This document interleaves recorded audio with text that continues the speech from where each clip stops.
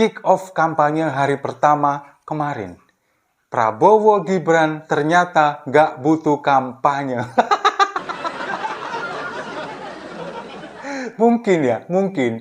Kalau bagi saya, mungkin merasa di atas angin. Mungkin karena merasa hasil surveinya di beberapa lembaga survei ini kemudian di atas 40%, bahkan ada yang 53%. Mungkin merasa nggak perlu kampanye lagi. Padahal, kalau kita mengaca pada pernyataan Prabowo Subianto, lembaga survei itu tergantung siapa yang bayar.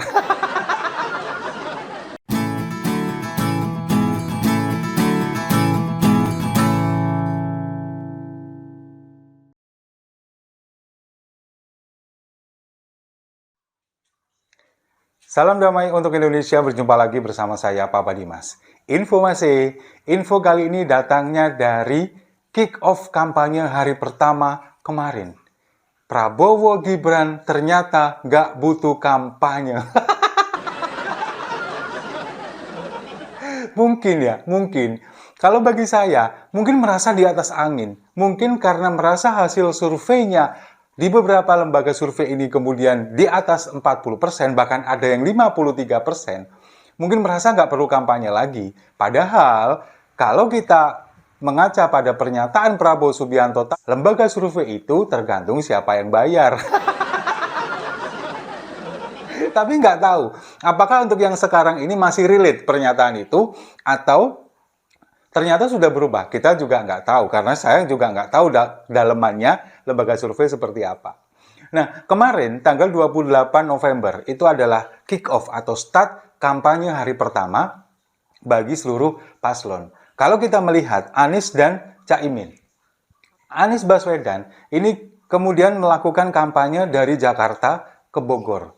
Kemudian dari Bogor dia kembali lagi ke Jakarta menggunakan KRL. Sementara Caimin ini kemudian lebih memilih di kampung halamannya di Jawa Timur, tapi bukan di Jombang, di Mojokerto untuk memulai kampanyenya. Sementara pasangan nomor urut 2, Pak Prabowo Gibran, ini nggak melakukan kampanye sama sekali. Kalau misalkan pasangan lainnya ini kemudian bertemu dengan rakyat, bertemu dengan masyarakat untuk menyampaikan gagasannya, sementara Prabowo Subianto ini menyampaikan gagasannya di depan presiden. Dia menuju Istana Bogor, bertemu dengan Presiden Jokowi. Mungkin lapor Pak, ini kampanye hari pertama, tapi saya belum punya materi, belum siap. Mungkin seperti itu. Karena apa? Kalau kita melihat, dia justru malah show off. Menunjukkan bahwa dia ini seolah-olah bestinya Pak Jokowi dengan berkunjung ke Istana Bogor. Dan ini katanya ada rapat terbatas. Entah rapat terbatasnya dalam bidang apa, tapi cuman pertemuan dua orang ini. Seolah-olah ingin mengatakan kepada kita semua, nih, gue nggak butuh kampanye, gue cuman butuh deket sama presiden. Sementara Gibran, dia ada di Solo.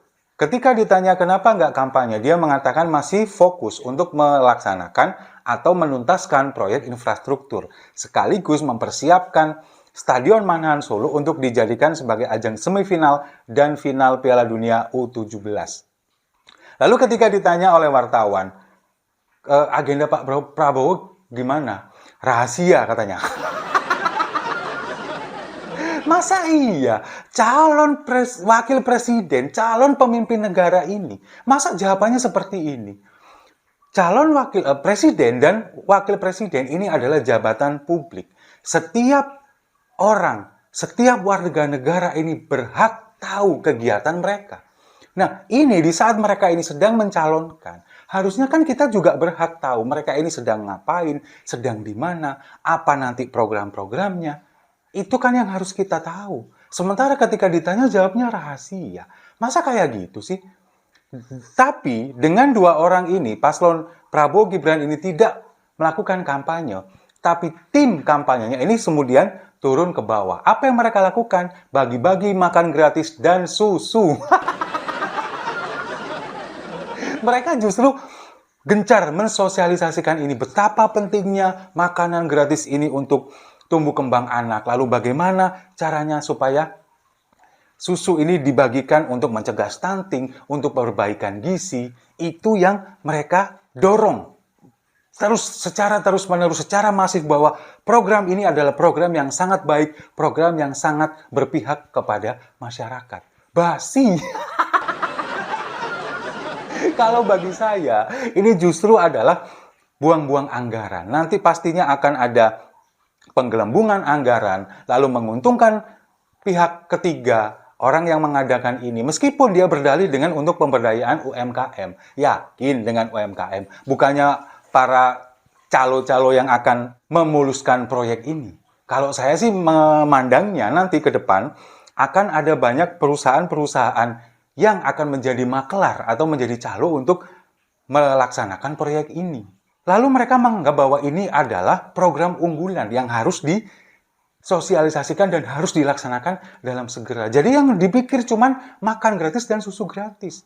Tapi program ini pastinya nanti nggak akan tepat sasaran, karena nggak semua anak ini kekurangan makan dan kekurangan susu.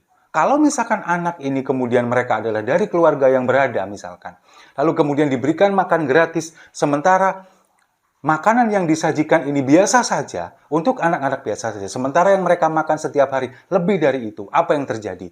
Ini akan mubazir, akan buang-buang anggaran. Nah inilah yang setiap saat selalu ingin kita kritisi, bahwa program kalian ini basi, jadul, dan nggak bermutu.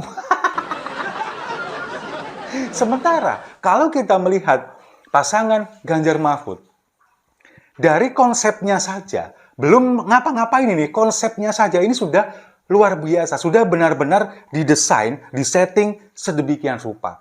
Dari ketika Pak Mahfud kemudian berangkat dari Sabang, dari Aceh, ujung barat Indonesia, sementara Pak Ganjar dari Merauke, dari ujung timur Indonesia. Ini kan merajut persatuan dari Sabang sampai Merauke. Itu yang ingin mereka sampaikan. Belum lagi ketika kita mendengarkan apa yang mereka sampaikan di Sabang dan di Merauke kemarin. Kita ke Sabang dulu, Pak Mahfud. Pak Mahfud ini kemudian mengatakan bahwa pendidikan, sekali lagi ini pendidikan penting untuk anak-anak di usia dini. Terutama akan memperhatikan pendidikan, kemudian memberikan kesejahteraan kepada guru ngaji. Guru ngaji ini akan disetarakan dengan guru pelajaran pada umumnya oleh pemerintahan nanti Pak Ganjar dan Pak Mahfud. Tujuannya supaya apa?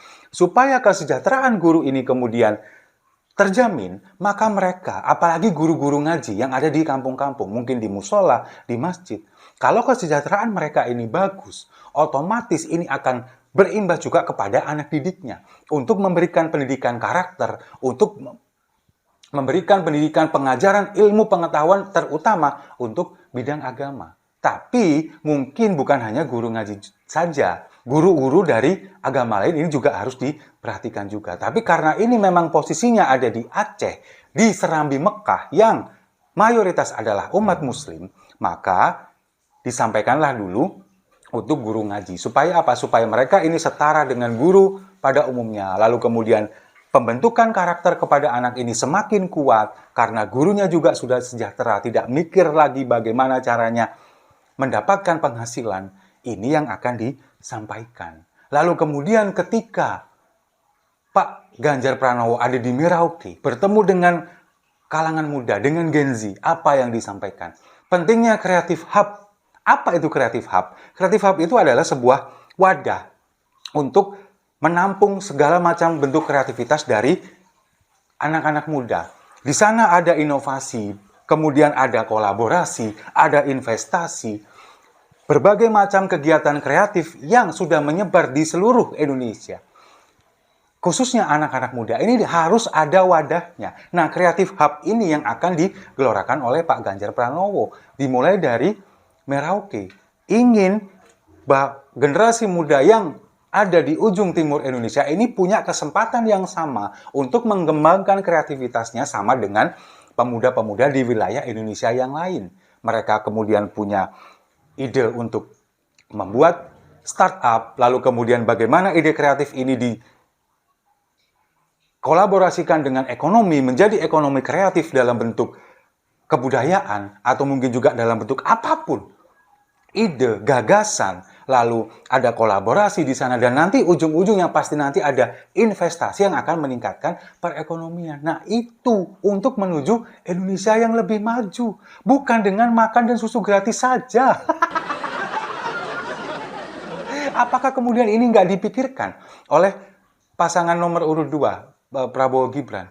Kalau saya melihat sih enggak. Justru malah mereka nyantai, kemudian mereka ada di zona nyaman, nggak mau kampanye, justru timnya yang diturunkan ke bawah, kemudian bagi-bagi makan gratis dan susu, cuman itu yang mereka lakukan. Lalu, apakah bisa Indonesia ini nanti menjadi negara maju dengan hanya memberikan program makan gratis dan susu gratis?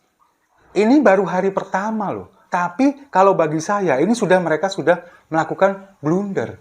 Nah, inilah kalau kita melihat memang di hari pertama kemarin, kalau bagi saya, satu-satunya pasangan calon yang benar-benar menggebrak ini adalah Ganjar Mahfud. Dari konsep saja sudah bagus, kemudian sudah dirancang, disetting sedemikian rupa, dari program-programnya juga sudah kemudian disampaikan. Nah, kita tinggal melihat ini hari kedua, hari ketiga, selanjutnya sampai 74 hari lagi. Karena kan kampanye 75 hari.